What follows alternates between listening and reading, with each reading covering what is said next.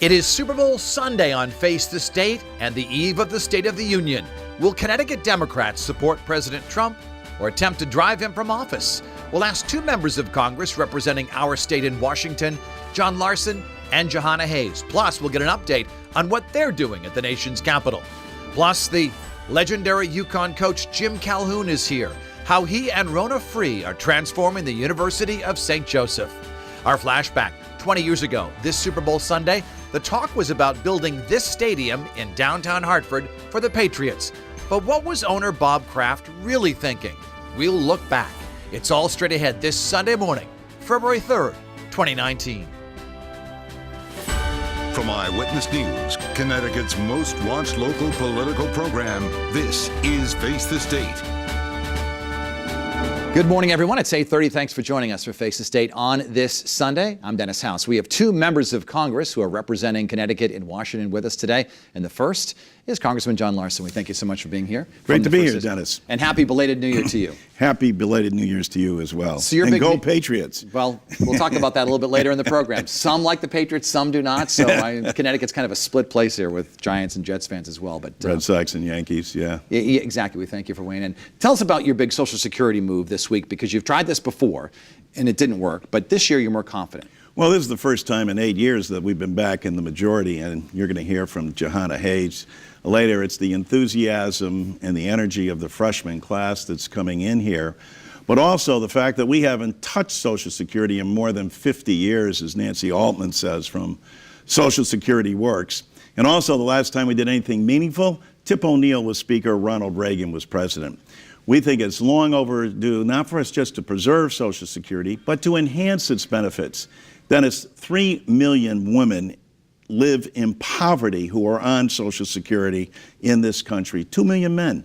It's simply unacceptable in a nation like ours. So what we've proposed is to make sure that no one can retire into poverty, to make sure that we enhance the program, 2% across the board. Nobody's getting rich on this. But also, as the AARP has called for, a COLA that makes sure that your actual expenses that you're incurring as a senior are matched.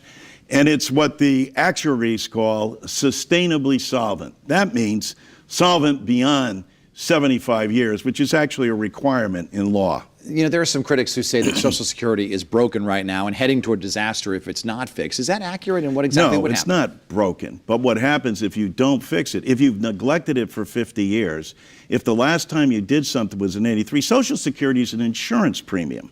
I say this to people all the time. And the last time we touched it was 1983. Have any of your insurance premiums gone up since 1983? Of course they have. And so what we need to do in order to make this solvent into the next century is to make sure that we're making minor adjustments. So we adjust the contribution by 1%, but phase it in over 25 years. So it's a de minimis amount of money. If you're making $50,000 a year, it would cost you 50 cents a week to make sure that your pension, your disability program, your spousal and dependent children's insurance is intact. That's what it is. It's insurance. The State of the Union, as you know, is coming up, delayed because of the government shutdown. How do we avoid another shutdown? The president's made a threat that by the middle of February, if there's no deal for border security, he'll shut it down again. Well, they have a working group currently, and I think it's all of our hopes that we can be there. Listen, everybody cares deeply about border security. We want to make sure that it's there to keep the bad guys and the bad actors out of there. But you got to do it intelligently. Will Hurd, a Republican who has the longest, I think, over 800,000 miles of border, is saying, listen, you know, it just doesn't make sense to go in there myopically with some metaphoric notion that a wall somehow is going to be the solution. But let's get together and let's make sure that whether it's electronic surveillance, whether it's what Israel does along its borders, but most importantly, the manpower and the intelligence, and then how about sitting down and make sure that Dreamers and DACA and fact, comprehensive immigration is taken care of. That would be great. The president says it's a national emergency at the border right now. Do you agree with that? No, I don't think it's a national emergency. It's a national concern, though. And the president is right to talk about that. And it's also national concern of border security. But it's not a national emergency and crisis. He may end up doing it. That may end up be a face saver for him. But my guess is that the group that's working on it, Nita Lowy, who is our lead appropriator, came out of the meeting yesterday, very encouraged by what's going on. I think members of Congress generally want to have a solution, just like we need a solution in Social Security. There are some of your colleagues who say, one from Texas who's right now calling for the impeachment of President Trump. Where do you stand on that? Do you think that Democrats should move that forward? I think we have to let Bob Mueller do his job. Everybody's entitled to due process, and especially in Congress. We have several committees that have oversight responsibility that are going to be looking at this.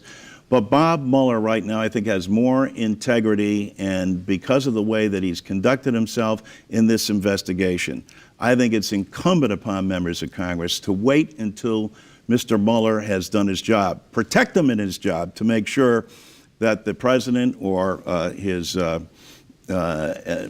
people who are working with him don't try to prevent Mueller from releasing his report. And that, I think, you'll see united Congress on as well. You seem much more relaxed and happy since we had you on here last time, and that's because you're now in the majority. How does that benefit Connecticut to have you now back in the majority? Well, I think it benefits us across the board when Rosa DeLauro is a chair on appropriations, and Joe Courtney, who is today down in Groton, is got in charge of sea and land on the Armed Services Committee.